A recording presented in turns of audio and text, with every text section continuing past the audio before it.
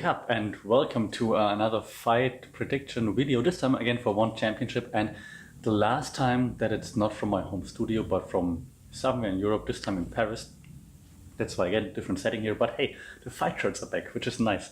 So ONE Championship also has an event coming up this week, actually, in a few days time, and just gonna go through a few of those fights to see what can we expect. The first fight that I find very interesting is Pongthir Mitsatit, who's a Thai fighter. So we're familiar, we're people in Thailand who follow the fight scene are quite familiar with him. He's one of the few Thai fighters who's actually not only relying on his Muay Thai, but actually came up through the MMA ranks rather than through only Muay Thai fights and then switching over. He's actually focusing or has been focusing on MMA for quite a long time. He's facing Miao Li Tao.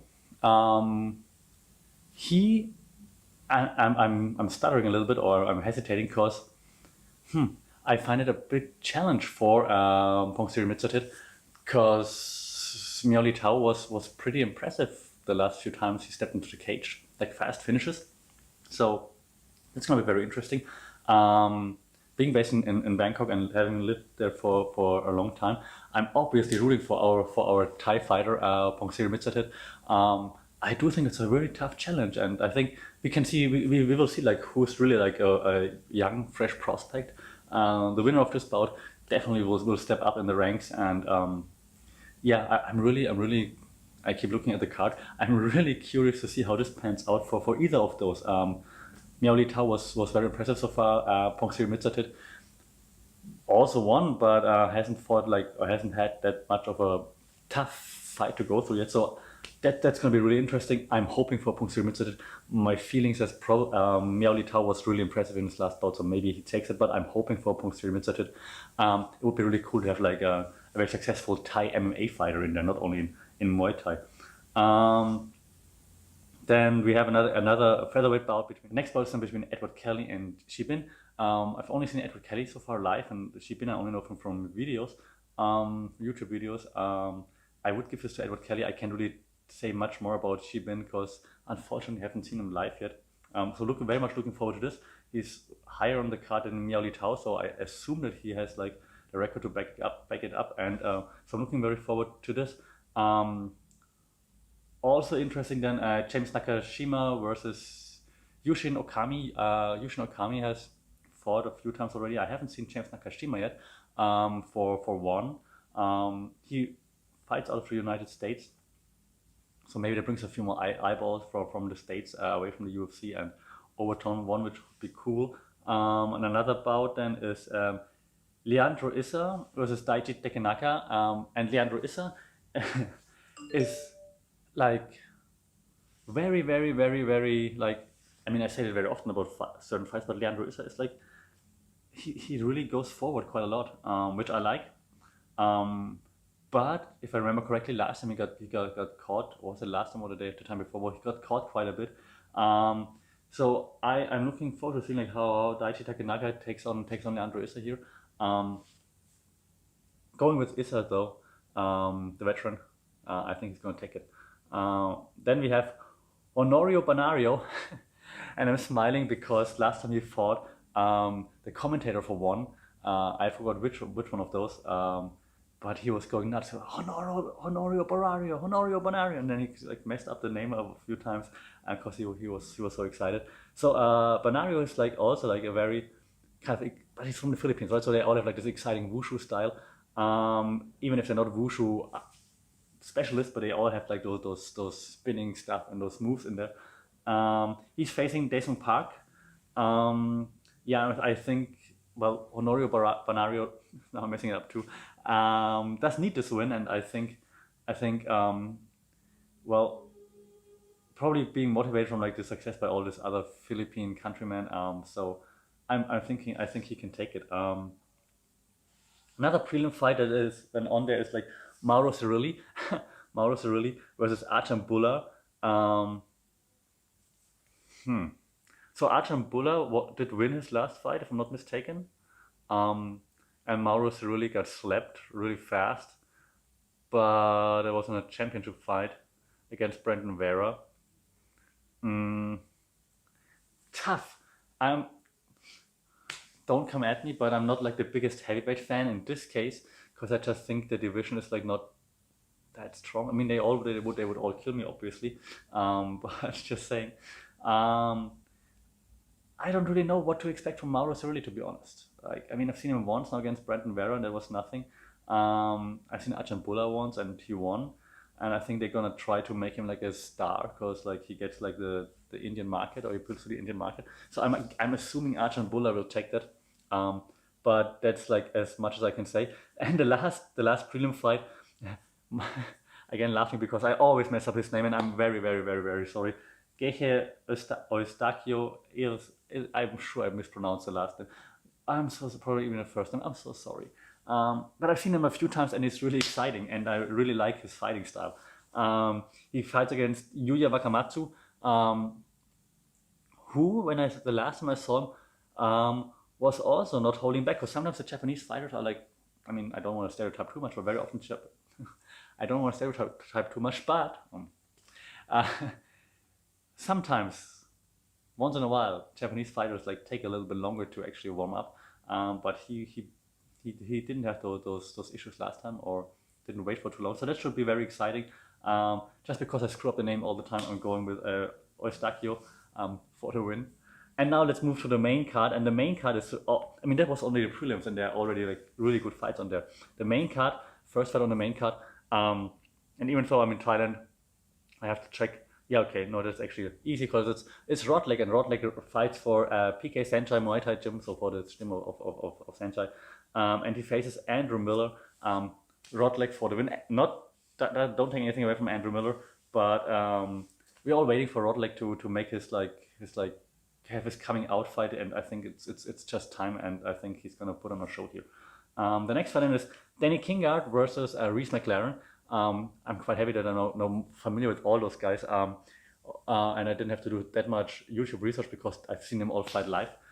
So Danny Kingard is on many cards. Reese McLaren I saw once before, stands up with his blue hair or whatever color he might have. That was green last time.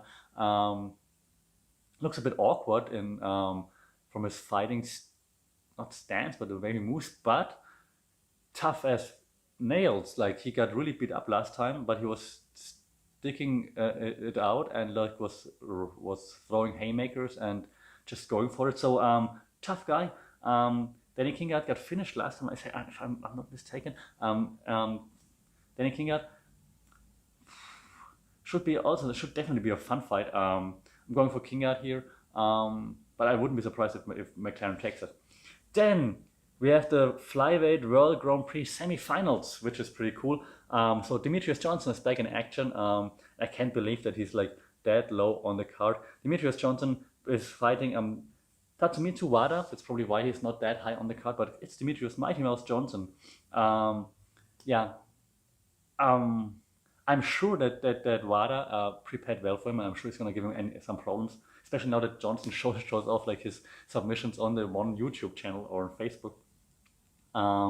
But I have to take Mighty Mouse here. You always take Mighty Mouse. Then the other lightweight World Grand Prix lightweight World, not flyweight, lightweight World Grand Prix semi-final sees Edward Landslide Folayang, the former champion, versus Eddie Alvarez. And that's just...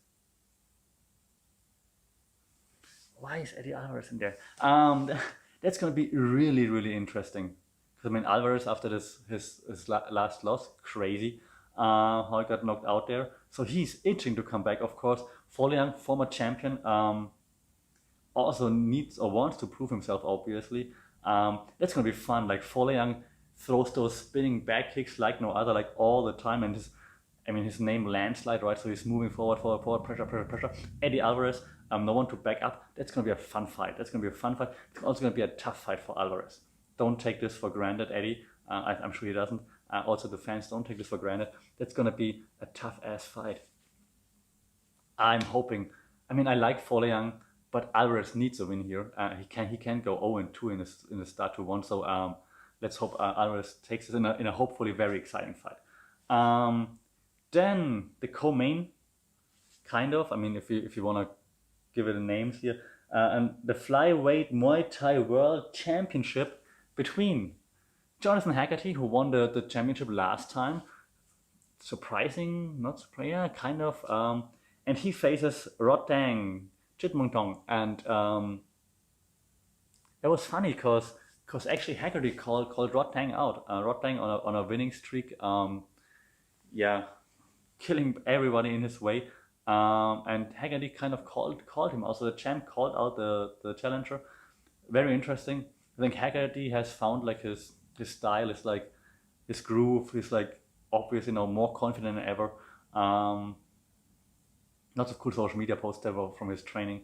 But it's Rodtang, and I'm from Thailand, so I do want to see like a Thai Muay Thai champion. Obviously, I'm just hoping for like a really good fight. I think Rodtang is really good, but Haggerty is. I mean, he's come to like he's getting really good over the last few fights. Tough call. I'm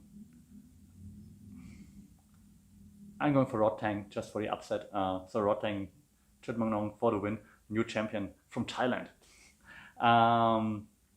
Would also fit well for the next event in Bangkok when he is just in the audience and just like celebrate. And then the main event. Martin Nguyen, featherweight world champion Martin Nguyen versus Koyomi Matsushima. So here's the thing. Again, Japanese fighter Matsushima, great fighter. I want to talk about Nguyen for a second. Do I pronounce it correctly? For a second. He's really good. He's a real martial artist. He's got so many skills and so on. But ever since one is like strapping a rocket to his back and pushing him, his performances aren't that exciting or that great anymore. He's fighting like a champion, which means he's holding back a little. He's like not going all out. He's not letting it fly. He seems to be like just more careful, which you see very often. You even see with John Jones in the UFC, right? So I like the Martin Nguyen who had to prove himself, who had like this chip on his shoulder. I like that one better, who was just going out and was just going like, gonna show you what I can do, like doing like the mixing everything up, like Kung Fu, Muay Thai, whatever, takedowns, and so on. I like that guy better. So Martin, come on, let the old Martin out. Should be a fun fight. I'm going with Martin Nguyen, probably by decision. I'm hoping for a finish. Not again taking away anything from Matsushima. Definitely deserves his spot here and definitely brings trouble for Nguyen. But I think Nguyen, after taking into consideration how he fought the last 2 times, he also has like this prove himself a little bit here, and just let the world know like who he is and what he's got. So I hope he goes out and shows that. Overall, a very exciting card that we can look forward here to in Manila. So it's I'm just checking here, that's why I'm looking. On August at main card starts 8:30, prelim start at 5 p.m. Manila time. So check this out. Let me know what you think. I'm way more excited for this one than for the last one. So good job, one. I'm looking forward to this. Let's just hope that there won't be any controversies this time. And looking forward to your comments now or after, like who you thought stole the show. Until then, until the recap, see you then back in Bangkok in a more formal professional setting. See you. Sawadee ka.